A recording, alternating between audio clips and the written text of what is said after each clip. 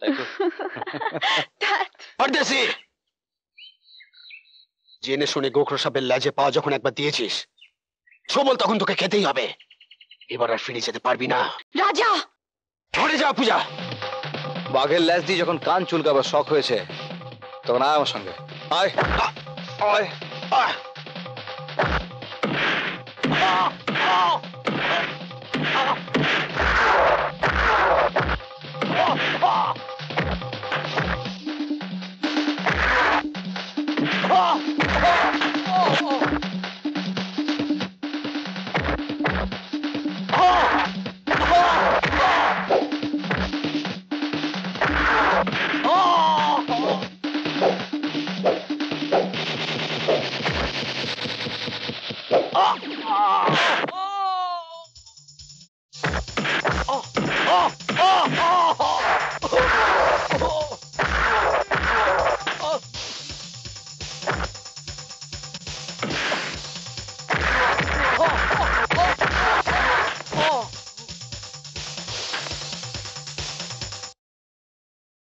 সর্দার, সর্দার। কি কে রে কালু? এক পরদেশি আমাদের উপর হামলা করেছে। কি হামলা?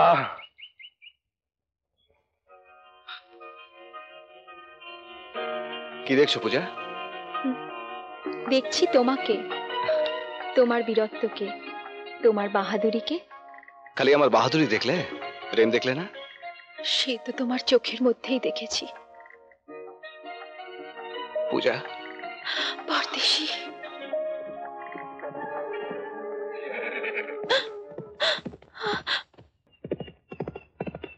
বাবুজি এসে পড়েছে। তুমি তুমি এখান থেকে চলে যাও। না পূজা, না না, তুমি এখান থেকে চলে যাও পরদেশি, আমার দিব্যি। বেশ, আমি যাচ্ছি। কাল ঝর্ণার ধারে তুমি ঠিক আসবে, কথা দাও। হ্যাঁ হ্যাঁ, আমি ঠিক আসবো, কথা দিলাম। আসি।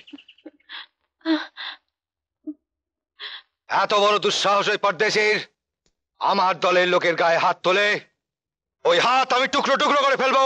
তা তুমি পারবে না সর্দার। তার গায়ে হাত তুলে তো তোমার নিজের গায়ে হাত লাগবে। তুই কি বলতে চাস রাজা? বলতে চাই আগে নিজের ঘর ঠিক কর সর্দার। আরে পরদেশিকে ভালোবেসে ফেলেছে তোমার পূজা, ওর জন্য আমাদের দলেরই বেইজ্জতি। আমরা এর বিচার চাই সর্দার, নইলে নইলে আমরা সবাই এই দল ছেড়ে চলে যাব। রাজা, মনে রেখো সর্দার, কাল সকালে এই পূজার বিচার চাই, আর এই বিচার তোমাকে করতে হবে, তোমাকেই। এসো সব।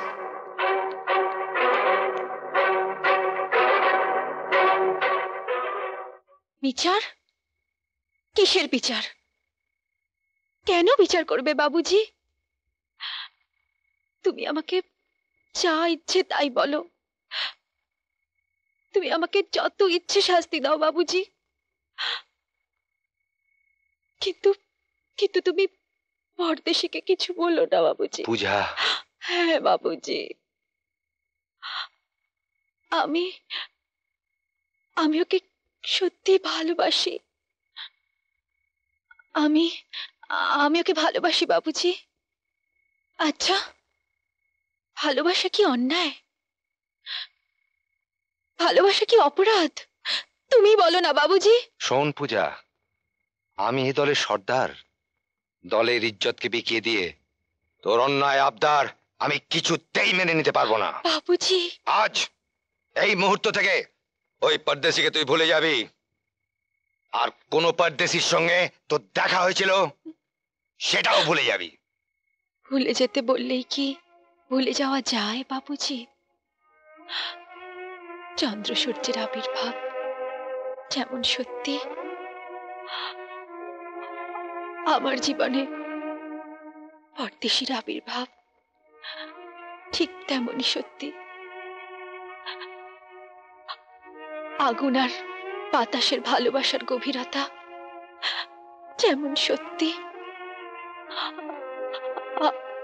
আমার আর পরদেশির ভালোবাসা ঠিক তেমনই সত্যি বাবুজি। আমি ওকে ভুলে যেতে পারবো না বাবুজি, পারবো না। পূজা, পূজা, যে ভালোবাসা সন্তানকে মৃত্যুর মুখে ঠেলে দেয়, সে ভালোবাসার স্বীকৃতি কোনো বাবাই দিতে পারবে না। পিতামাতার কাছে সন্তানের প্রেম নয়, সন্তান বড়। তাই আজ এই মুহূর্ত থেকে তোর বাইরে যাওয়া বন্ধ, এটাই আমার আদেশ। পূজা, পূজা, তুই তুই পাঞ্চারানের মেয়ে হয়ে পরদেশিকে কেন ভালোবাসতে গেলি? কেন এরকম ভুল করলি বলতো? দেখ, কাউকে ভালোবাসা যদি ভুল হয়, তবে যুগে যুগে মানুষ মানুষকে ভালোবাসতো না রে। এই রাঞ্ঝা, শিরোহি ফরহাদ, লায়লা মজনু, এরা কি তবে ভালোবেসে ভুল করেছিল? না না প্রিয়া, না। ভালোবাসা তো এক পবিত্র বন্ধন। যার হৃদয়ে ভালোবাসা নেই, সে তো পাথরের মানুষ। ভালোবাসার পথে যে অনেক কাঁটা থাকবেই, সমস্ত কাঁটা উপেক্ষা করেই আমি ওকে ভালোবেসেছি প্রিয়া। জানিস প্রিয়া, কালও আমার জন্য ঝর্ণার ধারে অপেক্ষা করবে। আমি আমি যাব বলে কথা দিয়েছি যে। এখন আমি কি করব প্রিয়া, তুই আমায় বলে দে, আমি কি করব? কালিস না পূজা, আমি জানি তাবুর সামনে ওরা পাহাড়ে বসাবে, ওরা তোকে কিছুতেই দেখা করতে দেবে না। তবে কি হবে এখন? ভাবিস না, আমি তোকে ঠিক পরদেশি বাবুর সঙ্গে দেখা করিয়ে দেবো।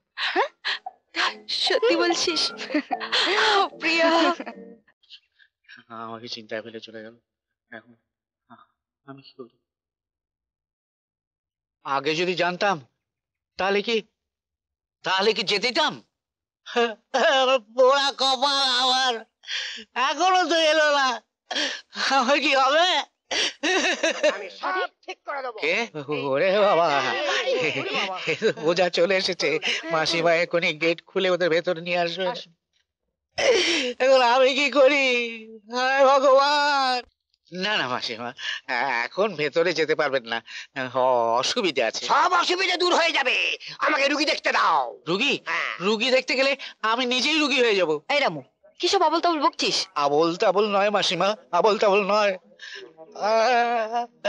আমার কথা না শুনে কেউ যদি ভেতরে ঢোকে, তাহলে আমি পাগল হয়ে যাব। হ্যাঁ, মনে হচ্ছে কেউ ভূতে ধরেছে। চিন্তার কিচ্ছু নেই, আমি সব ঠিক করে দেবো। এই ছেলেটার বাড়িতে। ওরে বাবা!